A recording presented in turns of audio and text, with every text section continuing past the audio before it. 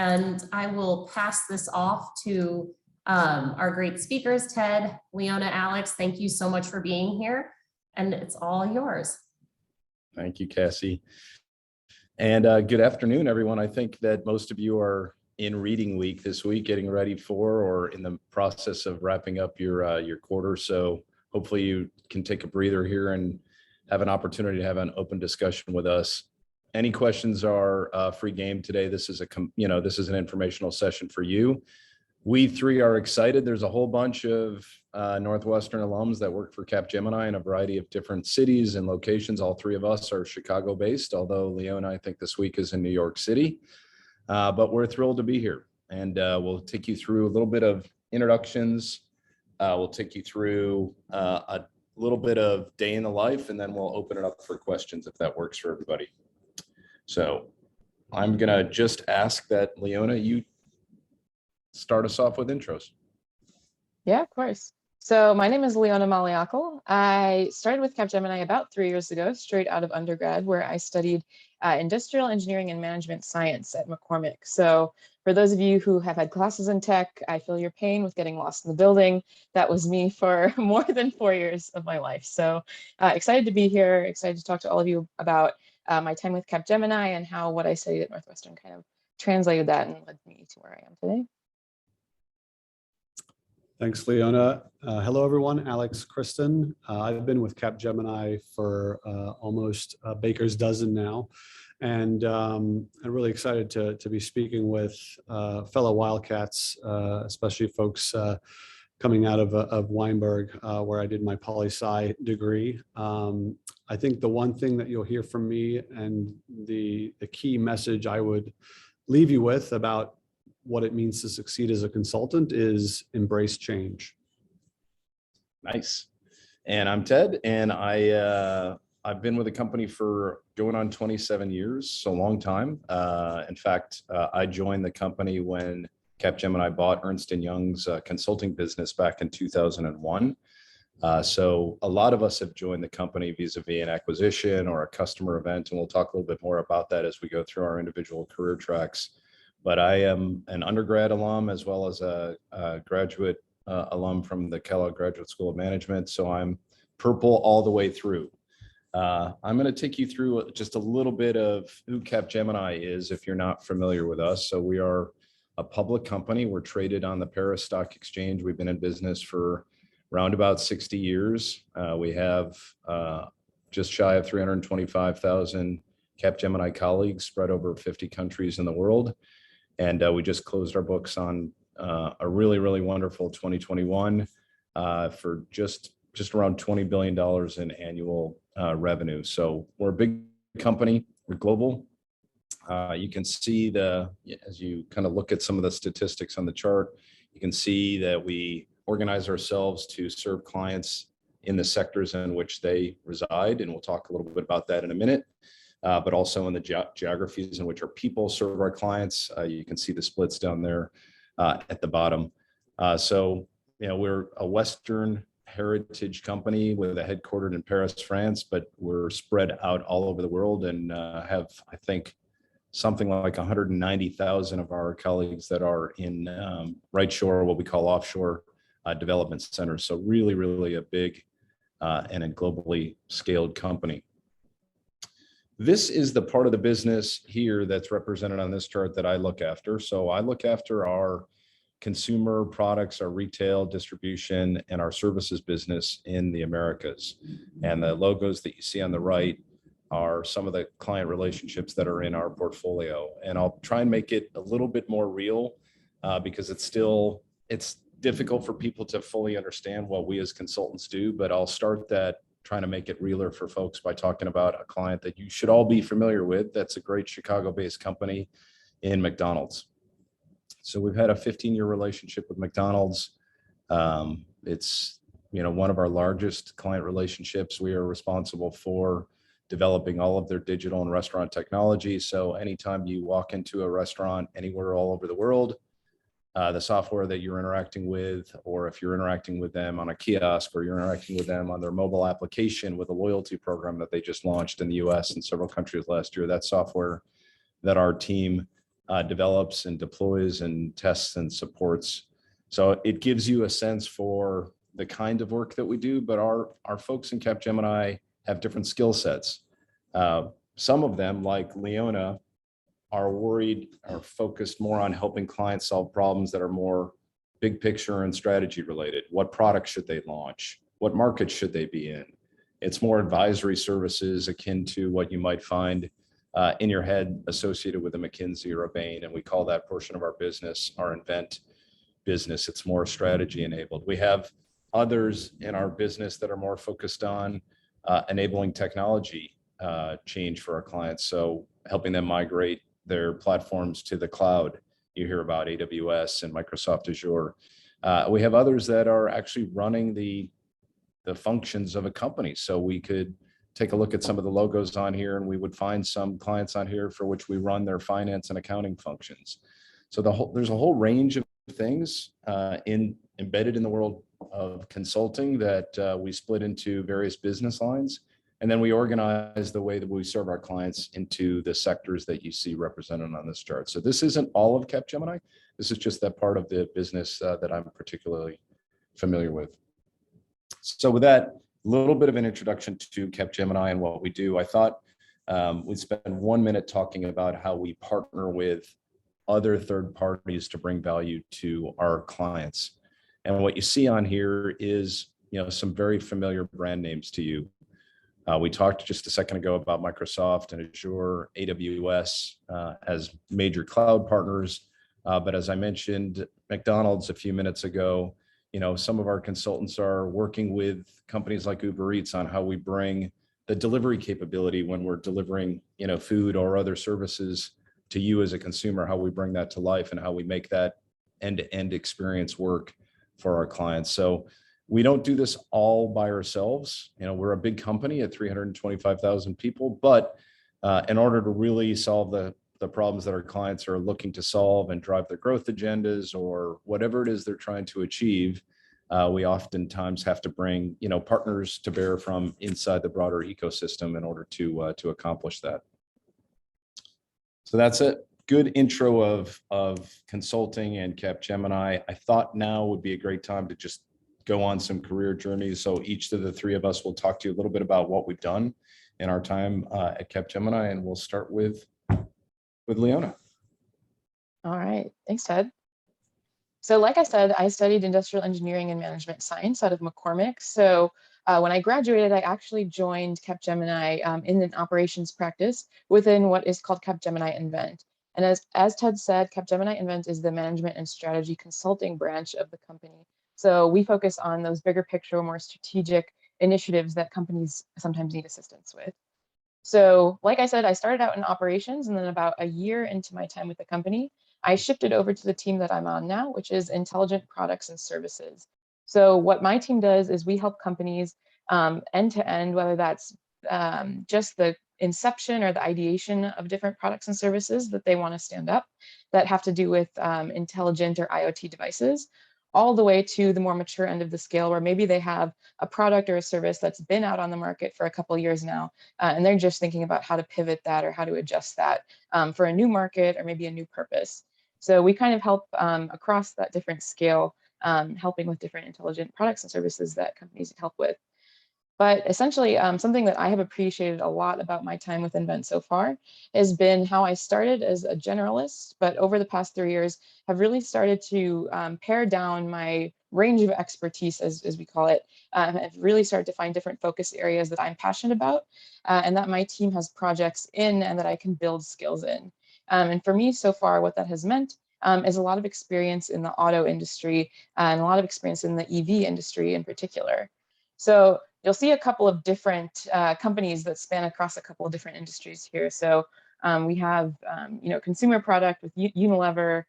We have connected devices with Toyota Connected, even utilities with National Grid. But over this journey, I've really picked up certain skill sets that I have felt really strongly about and really used those skills to kind of navigate myself to a position now where within the company, if we have a project that we're thinking about entering into that has to do with a specific skill set, such as, for example, let's talk about business models.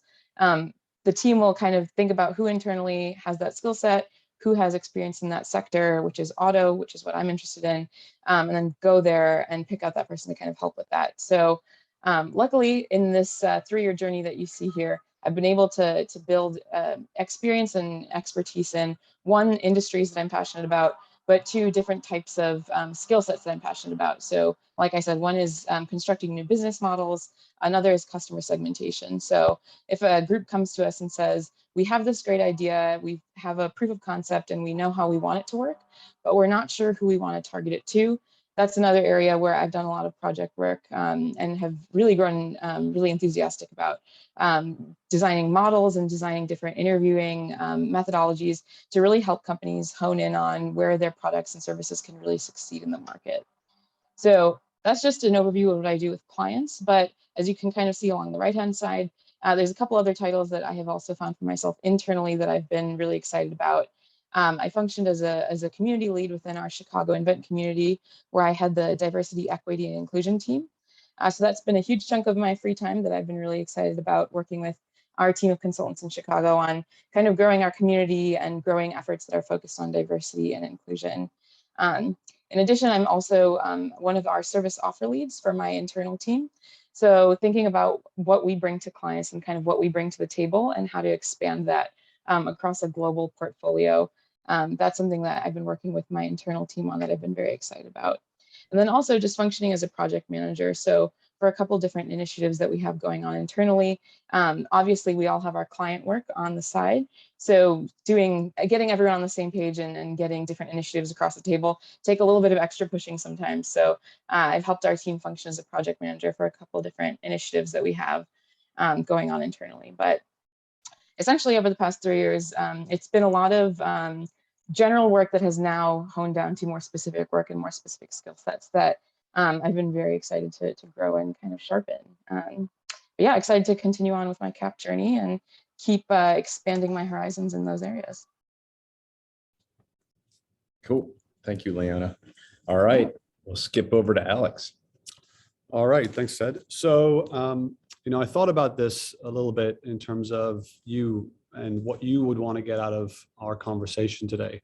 And I think, I spent the first almost 10 years of my career actually in industry, working for a big mining company called Rio Tinto, and then and also at Kraft. So transitioning from industry to consulting,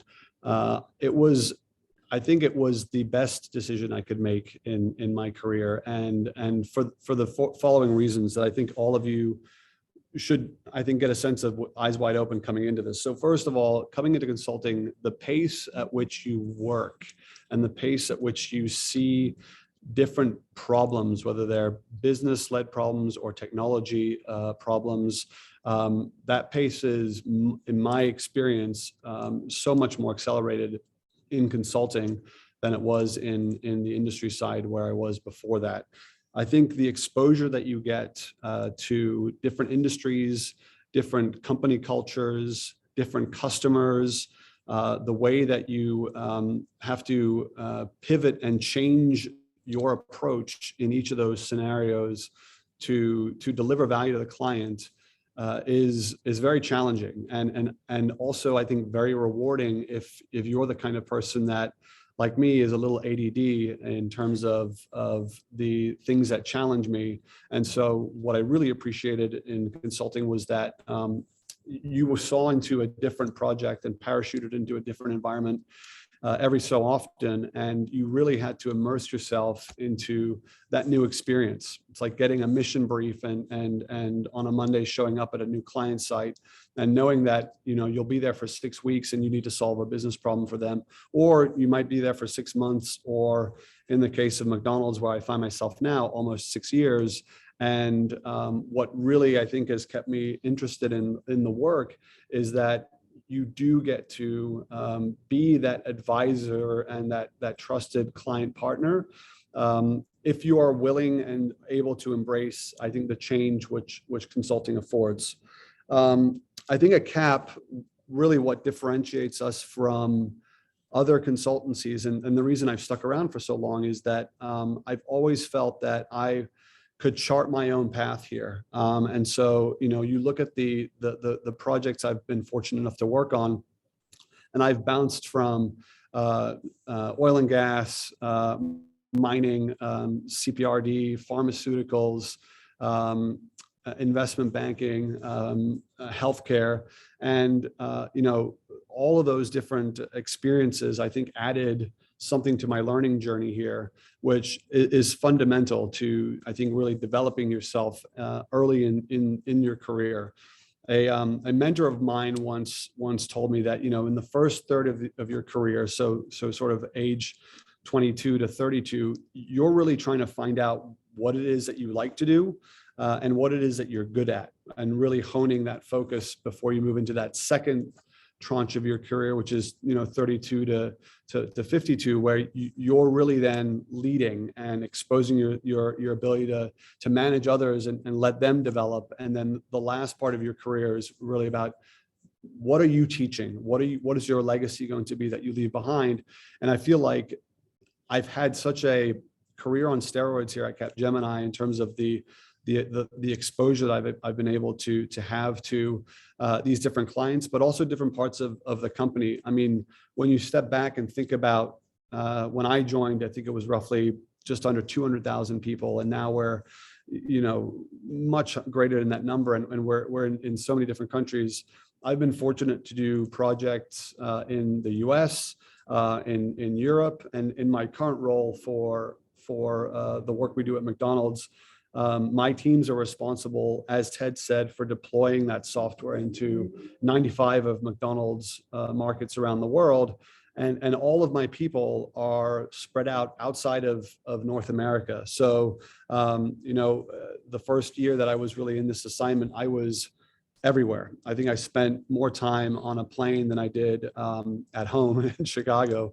And during the pandemic, these past 2 years, obviously that completely switched around, and we had to make everything work virtually. And we continued to deliver the technology projects for McDonald's in a way that was us all working from home. And I think where I look at now, sort of back and as young folks coming into consulting, where hopefully we can get back to a little bit of a model where client proximity is so critical.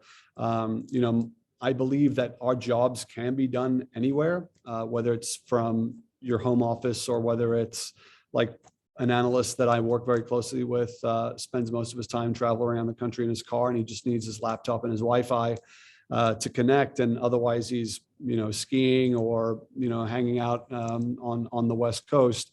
That opportunity affords itself, and then there's the balance of getting back to being close to your client. So had we had this meeting last week, I would have been dialing in from Singapore, where I spent a week with my client stakeholders who I hadn't seen for 2 years, and it was like a college reunion or a high school reunion, getting the gang back together and realizing that what makes consulting so important is actually the personal relationships that you build and that stickiness that you create with your clients, because at the other end of that relationship is a person who needs help, and our job is to, I think, deliver that help every day and to prove to the client why it is that they've hired you and not the McKinseys or the Accentures or the Bains. And so, at Capgemini, I think the values that we push and the talent that we seek to live those values really drives that this notion of an entrepreneurial spirit. And for you as a consultant here, you get to chart your course. You get really great mentors. Ted is one of my close mentors who help coach you through the situations, since they've lived them as well, and they've had that experience of what it means to fail and pick yourself up again and start again and try again, and what it means to really deliver value to clients, and why we do it the way we do it versus our competitors, and why customers keep coming back to Capgemini for that value proposition. And at the end of the day, I think it's because of all the experience that you gather on the way of your journey here at Cap, and all the people that you get to expose yourself to who really can teach you so much about what it means to be a consultant. People always ask, and I used to be very active in the recruiting effort at Northwestern at Kellogg, what does the profile of a consultant look like at Capgemini? And honestly, it doesn't matter whether you've got a degree in sociology, psychology, political science, communications, engineering, biochem. What's actually more important and what we look for in the consultants here is someone that is a go-getter, someone that's willing to come in and use their ears and their mouth proportionally, be a sponge from your colleagues, your peers, your clients, and then be very thoughtful in how you solve problems. That's really what it takes to be a consultant, in my opinion. And I think the people that enjoy their time most at Capgemini are the people that look for that next challenge and aren't afraid to, I think, jump in with both feet right in, make mistakes, learn from them, and then, from that experience, be able to think about how to solve a client's problem from different angles and dimensions. So happy to take any of your questions after this, and thanks for the opportunity to speak to you all. Ted? Love it. And those are two, for the team on the call from Northwestern, those are two of the most articulate, ways to think about consulting. Leona starting her career as a generalist and then honing into something that she's passionate about. And Alex, that was great to hear about your journey and solving client problems, but doing it in a variety of ways and embracing change. And I think I'll pick up on both of those things. And this will be the last career journey that we talk about before we open it up for questions. But I think it is all about change. It will be hard for you to imagine where you're sitting right now, whether you graduate this year or 2 or 3 years from now, what your entire career is going to be. And maybe it seems crazy to think that somebody could be with one company for so long as I have. But I think it's got to be about constantly embracing change. And sometimes the change is something you seek out and you're trying to shape your way into a career and build new muscles. Sometimes it just happens to you, and being comfortable accepting that change and the new challenges is a good thing to continue to develop yourself, because you're in school now and you're developing yourself educationally and you're learning things through internships and summer experiences. But when you start your job, it doesn't end there. It keeps on happening, even for me at the stage of the career that I'm in. I started, out of school in 92, folks, when it was a tough market, and you have a stronger market right now, especially in our business. It's about as strong a market as you can imagine. I started with a very small company that was a couple $1 million in revenue, and I spent 2 years there, and then I went over to E&Y. I mentioned in my introduction that E&Y's consulting business was bought in 2001, and so I, my formative years with the Ernst & Young's consulting business, came into Capgemini. My first assignment was helping to implement the SAP platform to re-engineer the business of a division of Monsanto NutraSweet. So if you're familiar with the little blue sweetener packages, another Chicago company. And then I was at Motorola for a while. And Motorola was an interesting one. For me, it was when one of my mentors that taught me that, try and associate yourself with the largest companies that are solving the most complex problems. And at the time, Motorola was a very, very large company competing against Nokia in the handset market. And we were there to implement a total change transformation for their cellular business. And it started off being, underpinned by the platform of SAP, and they decided to change to Oracle. And you know what? It was a great learning experience for me, because I stayed on through that change and realized in the end, it wasn't as much about the technology or the platform as it was about making sure we heard the customer and the problems that they were trying to solve, and we solved the problems that they were after solving. Leona, I went and spent 4 years in Detroit. So I don't know if folks will recognize the Visteon brand name, but they were at one time a $20+ billion internal division of the Ford Motor Company, and super interesting program to help them set up as an independent company and serve other OEMs besides Ford. And so, it's a great case study in how we had to separate them off of Ford, but also how do we actually design a new company that wasn't just an internal parts supplier to the largest company in the world, or one of the largest companies in the world, but how they were going to sell products to companies that they'd never sold products to before. I got my first taste of being an account executive at Estellas, which is just up the road for those of you, or most of you are in Evanston, just up the road at the corner of Glenview and Northbrook is Estellas, a big pharmaceutical company. I spent some time there. And then I had some twists and turns along the way. One of the things that I thought I'd mention in the twists and turns is Capgemini also grows through acquisition. So we've acquired a number of different companies. In 2016, we acquired a company that brought the McDonald's relationship into the portfolio of the business that I was running. And we competed to bid on, taking over responsibility for all their software development that I mentioned earlier, and won. And I came out of my role just to go in and look after that relationship for the last 3 or 4 years.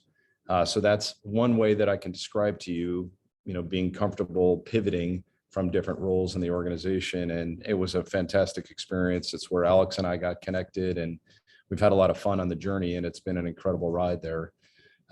We also acquired a company called Frog. So for those of you that, pay attention to experience design, be it product experience or service experience, Frog is one of the Tiffany brands, I think, of experience strategy and design. And they came with an acquisition that Capgemini made about 1.5 years ago. And I guess Leona is very closely tethered to some of the work that you're doing around intelligent products as well. So, it's been a challenging but fun career, and lots of different twists and turns. And I think the main thing is, I'll repeat what Alex said, as long as you're willing to embrace that change is constant and be a little bit comfortable with it. It doesn't mean change every 3 months. It means being prepared to change at the time when the time is right to develop those new muscles. I think you'll find a career in consulting super, super interesting and rewarding. So with that, I think it's a perfect time to pause, and Cassie, we'll see if there's any questions that you want to queue up. Yeah, absolutely. Thank you all so much for taking us through more about Capgemini and also your career paths. That was great. Really informative. And we do have some student questions, and I will also just encourage students who are on the call at this point, send in any questions that you may have. As our alumni were sharing, this is totally your opportunity to ask those questions that you may not want to ask on a formal info session or, something like that. So we will start us off with one of our questions from students asking about what the work-life balance at Capgemini is like. Are you working 9 to 5, or is it more than that? What does that look like? And maybe hearing from everyone's perspective would be helpful. I'll go last. Okay, I can take this one first. So as someone coming straight out of school, entering the workforce, I didn't have a great perception of what the work-life balance that I wanted would look like, but I know what I wanted it to not look like when I started looking for jobs. And when I was interviewing, I found that everyone who I talked to at Invent within Capgemini seemed like they really had a handle on being able to strike that balance. And in the time that I've worked with the company in the past 3 years, I can echo that sentiment.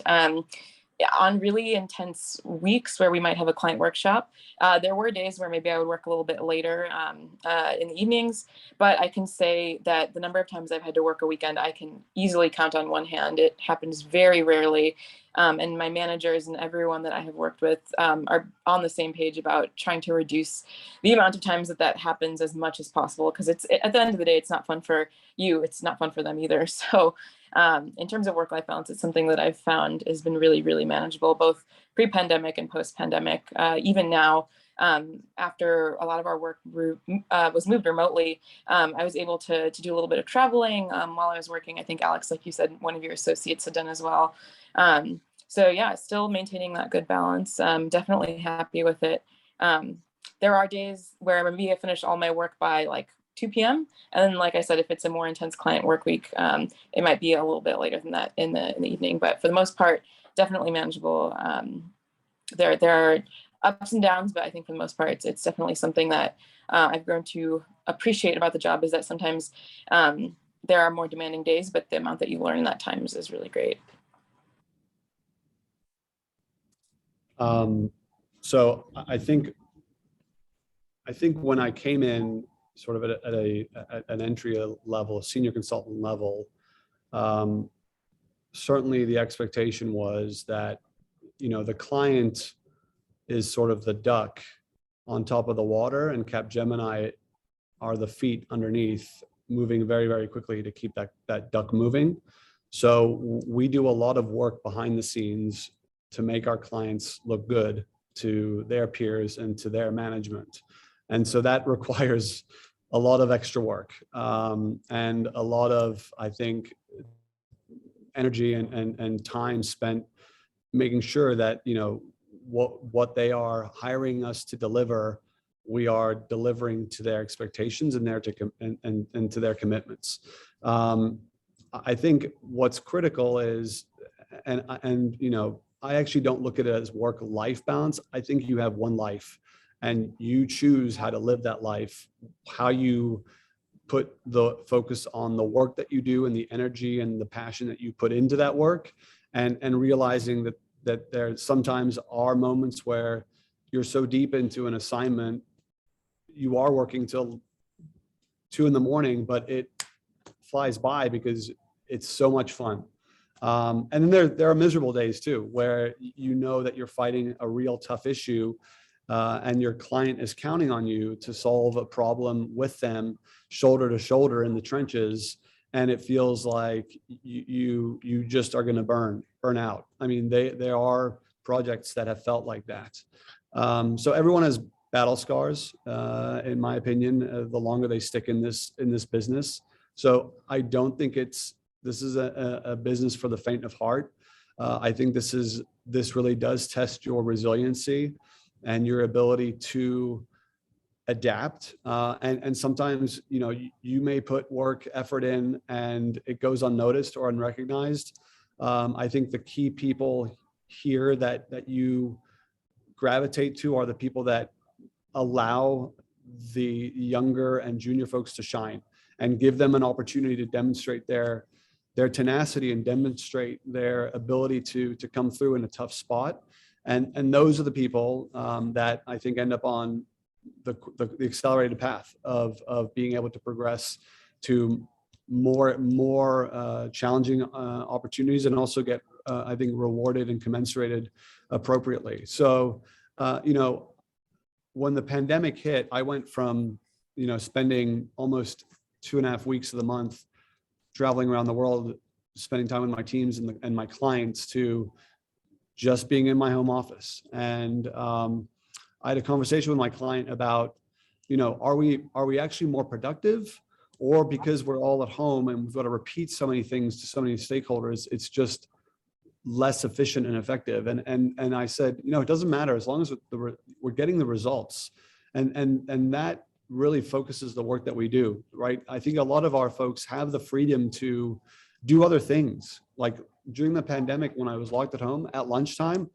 because my day would start at 5 o'clock in the morning with calls over in Asia, I would shut down from 12 to 1:15, and I would take my bike out to the lakefront and I would go ride 25 miles. And I needed that break in order to reset my mind for the evening, which was, you know, online again with folks in Japan and India and Asia, et cetera. So the outcome was the same. We delivered against the commitments. We actually exceeded the expectations. And it was because I think people were given the freedom to deliver the way they needed to deliver that worked for their situations. I think for everyone coming into this business, the one pearl of wisdom I would give is, you know, work your butts off the first 3-4 years coming out of college, and you will be rewarded, especially in the consulting industry. It will not go unnoticed, and you will get the opportunities to move up into an organization very quickly. I don't know how you see it, Ted. Yeah, I'm just going to pick on that one point and say, you know, in those first 3-4 years, my add-on suggestion is look for the opportunities to do just a little bit more than whatever the 4 walls of your assignment may ask for.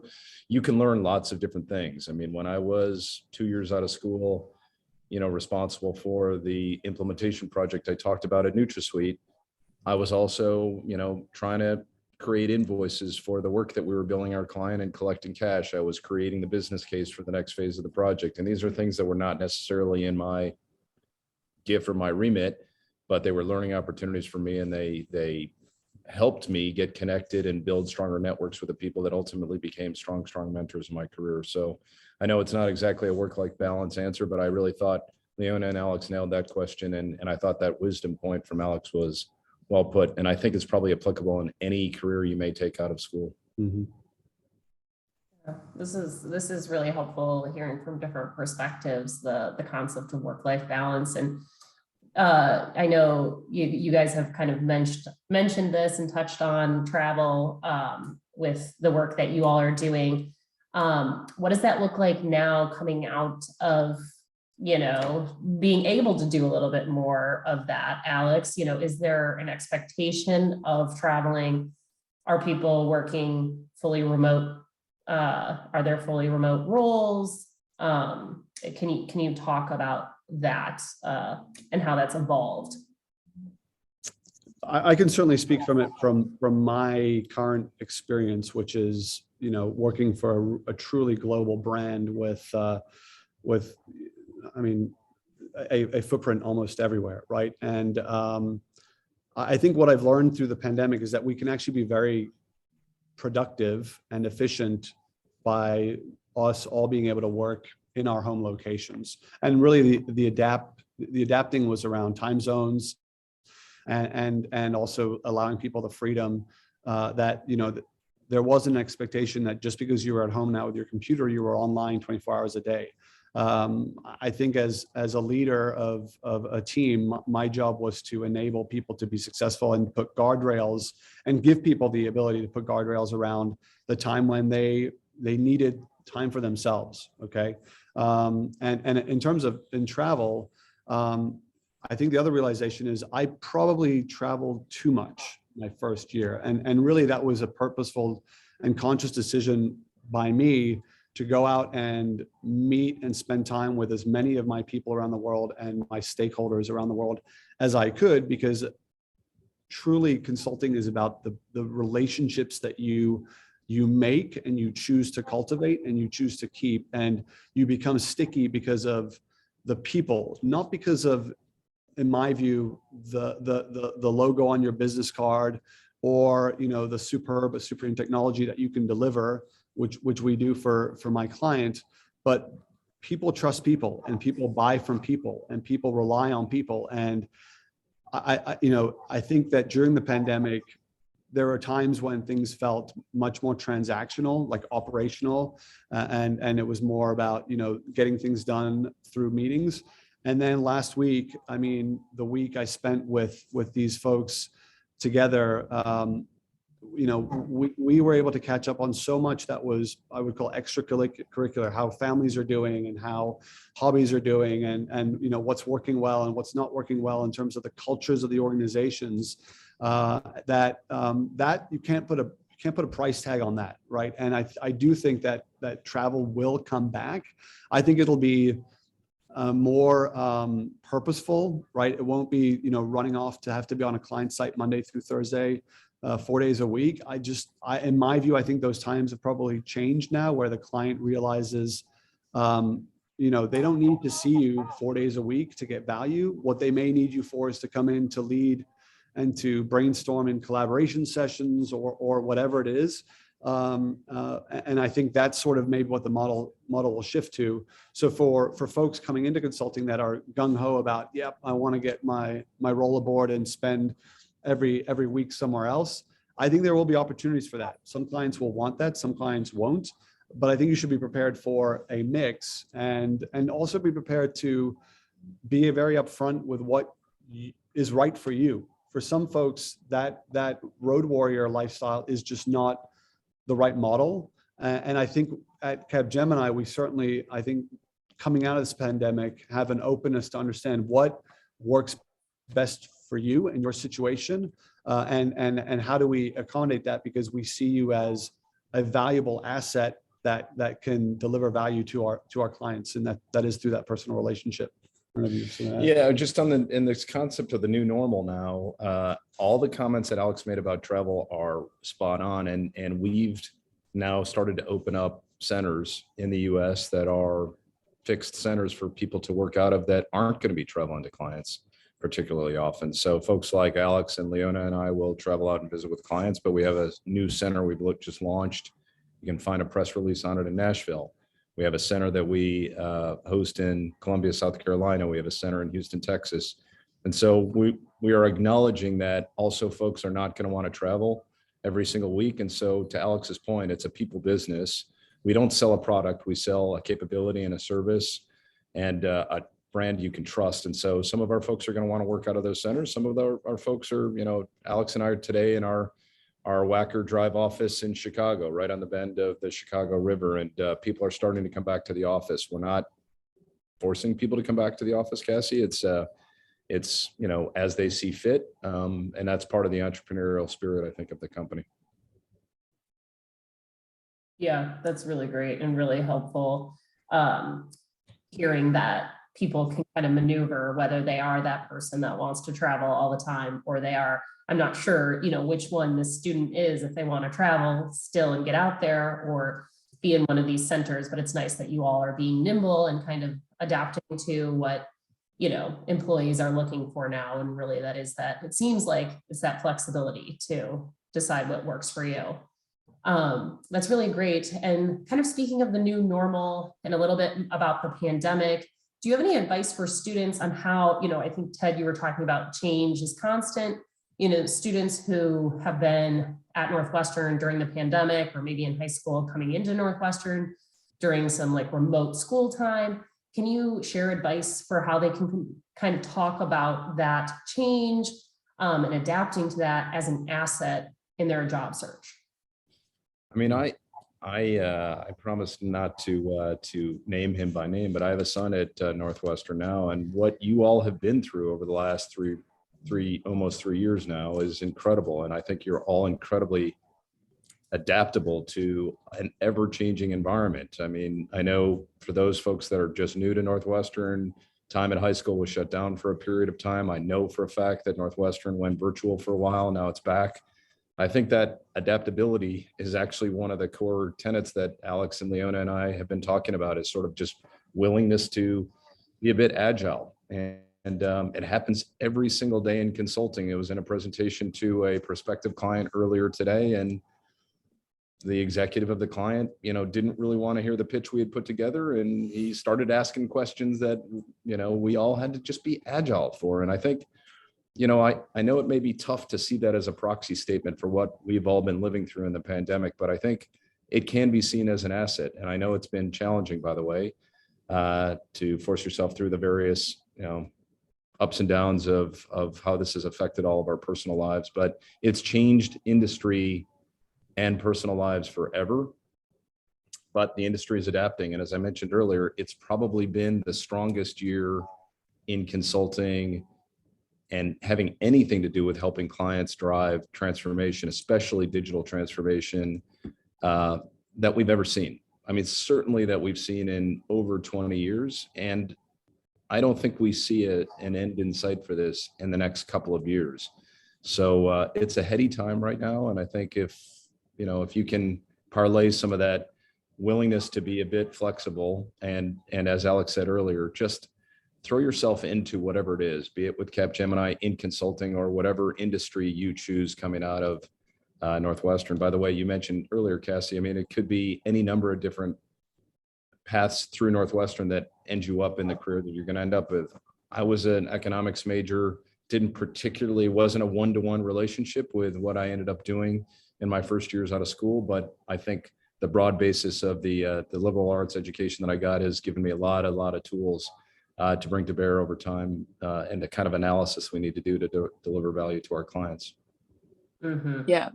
And to actually add to that too, going along with this whole sentiment and kind of this thread that we've had going through the conversation of being adaptable to change, and that being a huge asset, especially as a consultant.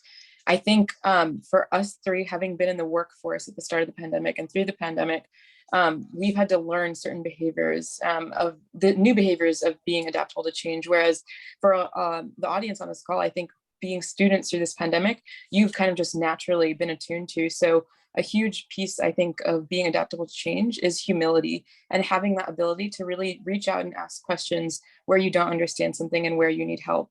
And for us who have been in the workforce and who have had to shift into this pandemic mindset, I think that's been a little bit more difficult and a little bit harder to pick up.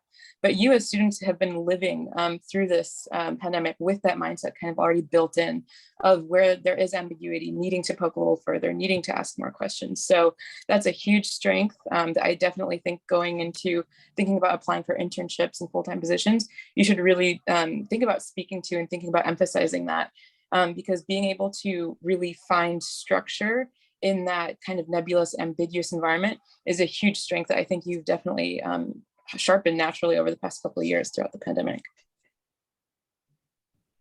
Yeah, absolutely. I appreciate hearing kind of you guys talk about how it's an asset, and I hope our students are kind of absorbing some of that as, you know, the job search comes up for them, as they are having, you know, some of those maybe even informational interviews on how that's impacted them and their student experience. And kind of touching on the student experience, you know, I always love to ask these questions when I have alumni here, but what were some of the impactful classes and experiences that you had that kind of, you know, led you to consulting or made you want to consider it? And if maybe you guys can just each touch on like one aspect that jumps out to you all about your student experience. Go ahead, Leona. I can take this one first. So I was actually started out at Northwestern as a biomedical engineer and then pivoted over to industrial engineering at the end of what would have been my junior year. So I only had a year left of the degree, and then I decided to make the switch over to IE. And the reason for that was a course that was, I believe it was IEMS 365, which is with Karen Smilowitz. And that's a class that's about data analytics for social good. And it was the first class that I had taken where it was entirely on a case study basis. So all of our work in that class was focused on kind of a consulting mindset where we were approached with a client with a specific problem and different resources and data sets to try and, you know, pull out different insights and then use those insights to make recommendations to them. And it was the first time I had been exposed to this type of problem solving. And it was just so appealing to me.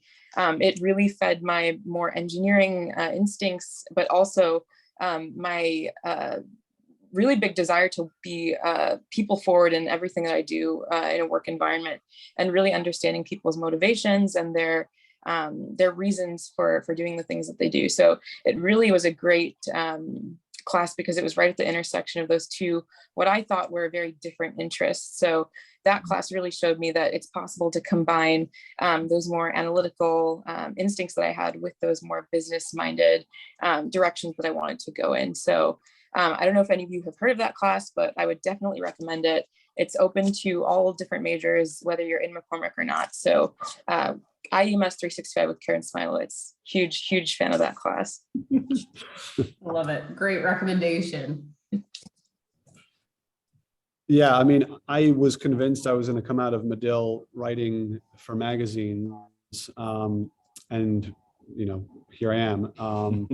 But I think there's sort of the what I learned out of that experience, and also coming out of Kellogg Business School. I think the three things that really stuck with me was the ability to communicate with as few words as required, to be very precise in the language that you use and the way that you set up a message, and back that message up with facts.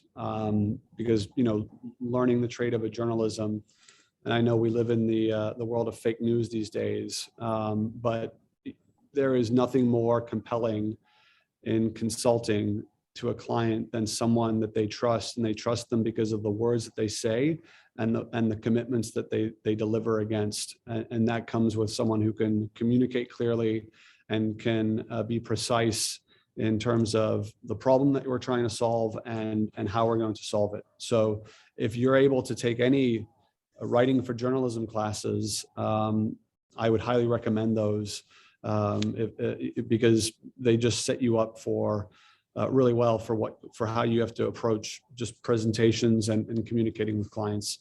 And then I think the second thing, and this is really coming out of my time at Kellogg, was how do you set up a problem in a way that you can solve it and to prove or disprove a hypothesis and support, again, the research that you'll do on behalf of your client in order to come up with a recommendation. At the end of the day, the client makes the decision on the strategy that you advise or the technology that you are advocating for. They end up having the money to spend, but you have a duty to solve that problem with them.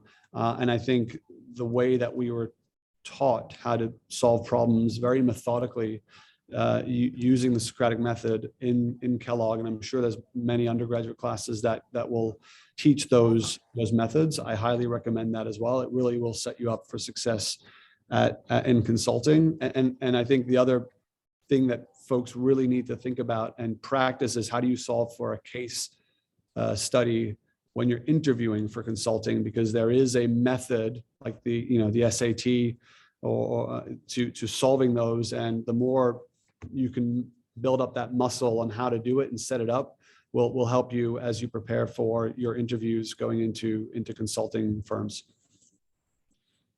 I'll wrap this question by saying the most impactful class that I took at Northwestern was organic chemistry, because it weeded me out of being in the pre-med track. So for any of you living through that right now, it's off to you. No, but I think one thing that's fair to say is, like, it's okay not to know exactly the track you're going to take. When I was younger, I wanted to be an architect, then I wanted to be a doctor. Then I decided to go for an economics major. And again, I didn't know where exactly that was going to take me. But I learned a couple of things to Alex's last point around how we collaborate with one another through team efforts at school. Totally embrace those, because that will help you for sure big time in a consulting environment, because everything we do is almost inevitably part of a team environment. So there's classes that I took that were super helpful on how we cooperate with one another, psych classes that I took on that front, but also just the team efforts that you have to do to complete coursework together. Embrace those. They're not always easy, but then again, neither is real life. And in engaging together in teams and having to navigate different personalities, including client personalities, is challenging. And you have to have different tactics and techniques for how to navigate different stakeholders. And I would strongly encourage you to just embrace that and build that muscle up, because I think it'll be quite helpful as you progress. Yeah, absolutely. Thank you all for those experiences, and from your student experience, classes and things you learned. I think that's so valuable for students to hear as they're going through it right now, literally in reading week with finals next week. We're in the grind, but you're picking up these skills that you'll remember long into your career, whether they're a specific class or something more broad. So that's great. And I know we're approaching the end of our hour together. I have one more question for you all. And general advice, of course, is always helpful, but also, what advice do you have for students, like in terms of networking in your industry? How does that work? What advice do you have for students in terms of informational interviews? Anything you can offer would be great. I'll start us off. I would think networking is an important skill, again, no matter what career path you choose. And if you decide to go into consulting, it's incredibly important. We work, all of us, the three of us, in a very matrixed organization. I showed you at the beginning, as I was introducing our firm, that we organize the way that our clients are in the market by industries, but then our people have different skill capabilities, and they bring different skill capabilities to bear into the market. So we have Invent, we have folks that run the finance and accounting operations for our clients. We have folks that are specifically focused on cloud and other technology skills. And I think getting to know how to pull together a team of people like Alex and Leona to solve a client problem that requires different perspectives and different skill sets requires you to have a strong network. And you can network within your own community of interest. So I can be very networked within the Chicago community, or I can be very networked within my Invent community, which is our advisory business, or I can be, broadly networked across those different dimensions of the Rubik's Cube of our business in order to be in a great spot when a client challenge calls. And that's what happens, by the way. Some client opportunity comes up and we have to think about how we pull together the right self-forming team in order to solve that problem. And so networking skills are incredibly important. It kind of goes hand in hand with the last comment I made around how it's important to, embrace those team working environments and learn how to collaborate well with others, because most of what we do in consulting is going to be based on bringing teams together to solve specific problems and then disbanding and bringing together other teams to solve the next set of opportunities in front of us.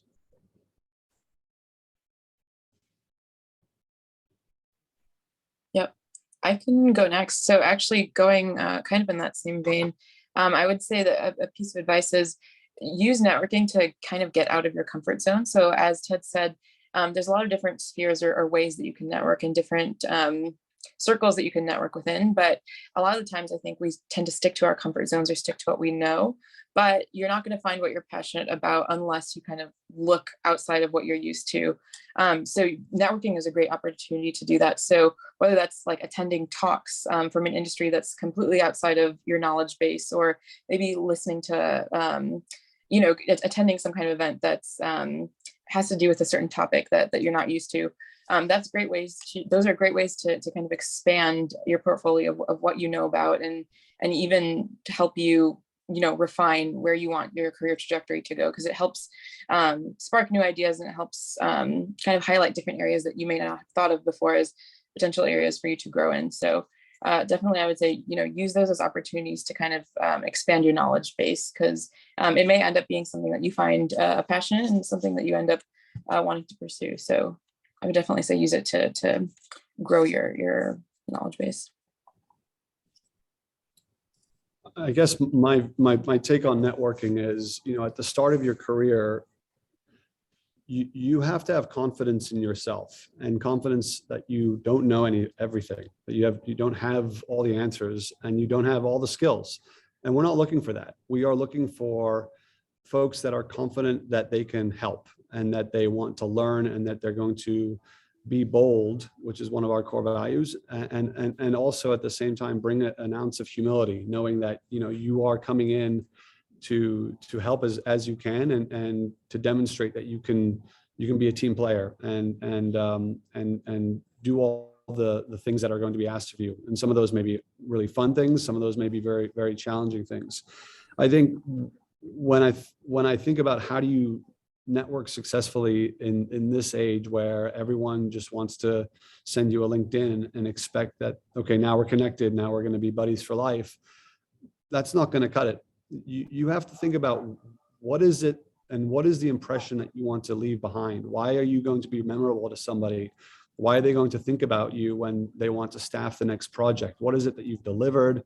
What is a differentiator that you can bring to the table? And frankly, the reverse is true as well.